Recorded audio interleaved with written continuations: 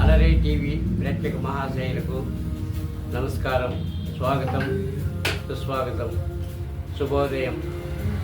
ఈరోజు నేను చెప్పబోయే అంశము సాయి సచ్చరిత్ర, దాని మహత్యం.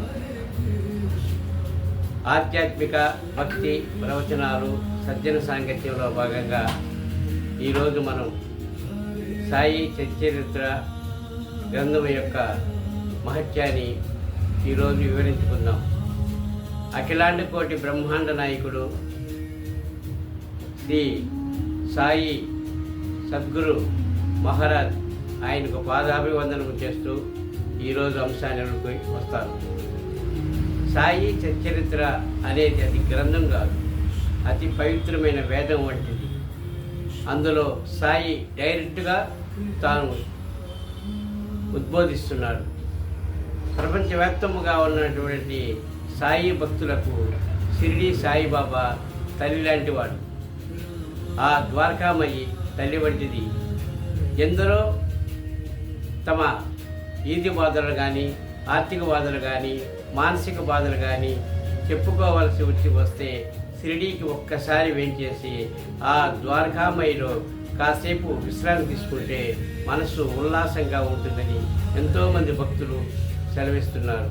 అందులో భాగంగానే సాయి సచ్చరిత్ర సాయిబాబా గోవింద్ రఘునాథ్ దబోల్కర్ అనే హేమత్ పంత్చే రచింపబడ్డాడు. ఆయన సాయి సచ్చరిత్ర 53 అధ్యాయాలుంటాయి.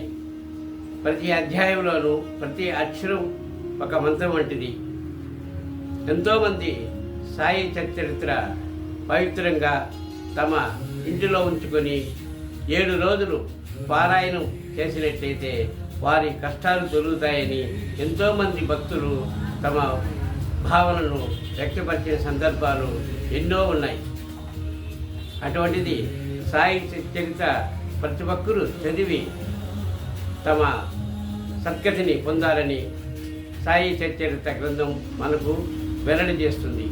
సాయిబాబా తాను జీవించి ఉన్న కాలంలో సాయిబాబా దగ్గరికి ఎవరైనా భక్తులు వచ్చినట్లయితే ఆయన 2 రూపాయలు దక్షిణ అడిగేవాడు. ఆ 2 రూపాయలు ఏమిటంటే, ఒకటి శ్రద్ధ, రెండోది సబూరి. శ్రద్ధ అంటే నమ్మకము, సబూరి అంటే ఓపిక. అంటే భగవంతుని పట్ల మనము నమ్మకం కలిగి ఉండాలి. అలాగే ఒక పని చేసినప్పుడు అది వెంటనే సత్ఫలితం ఇవ్వదు. ఆ సత్ఫలితం కోసం మనం ఓపిక పట్టాలి. అప్పుడే మన జీవితంలో ఏ రంగంలోనైనా ముందుకు పోతామని సాయిబాబా ఇండైరెక్ట్గా భక్తులకు తెలియజేశారు. అలాగే సాయి చరిత్ర ప్రతి ఒక్కరూ వారం రోజులు పారాయణ చేసి తమ బాధలను తొలగించుకోవాలని నా కోరిక కూడా. అలా సందర్భాలలో ఓ భక్తుడి యొక్క భావన నేను ఈరోజు మీకు తెలియజేస్తున్నాను.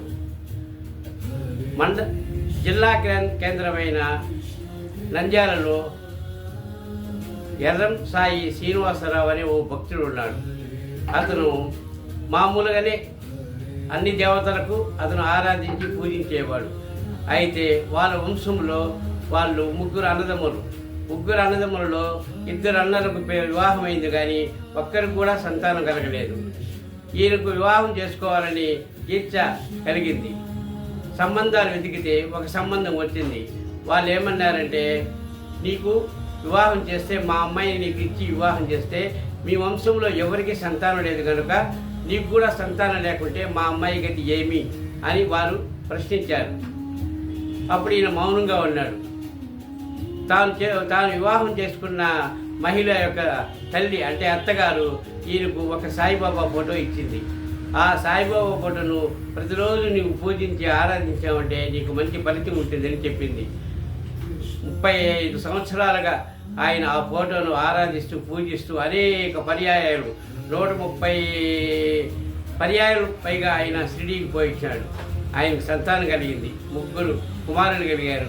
ఆ రోజు నుంచి ఈ రోజు వరకు ఆయన సాయిబాబా ఫోటోకు ప్రార్థన చేస్తున్నాడు, ధ్యానం చేస్తున్నాడు. అనేక 108 పైగా నంద్యాల పట్టణంలో సత్సంగాలు నిర్వహించి మహనీయులందరూ ఆ నగరానికి రప్పించి సాయిబాబా తత్వ ప్రచారకులలో మొట్టమొదటి వాడిగా నిలిచాడు. కాబట్టి ఇలా సంఘటనలు మన ఆంధ్ర రాష్ట్రంలోనూ ప్రపంచవ్యాప్తంగా ఎన్నో ఉన్నాయి. ఎంతోమంది సాయి భక్తులు ఆ సాయిబాబా సచ్చరిత్రను పారాయణ చేసి తమ జీవితాలను ధన్యం చేసుకున్నారు. ఓం నమో సాయినాథాయ నమః.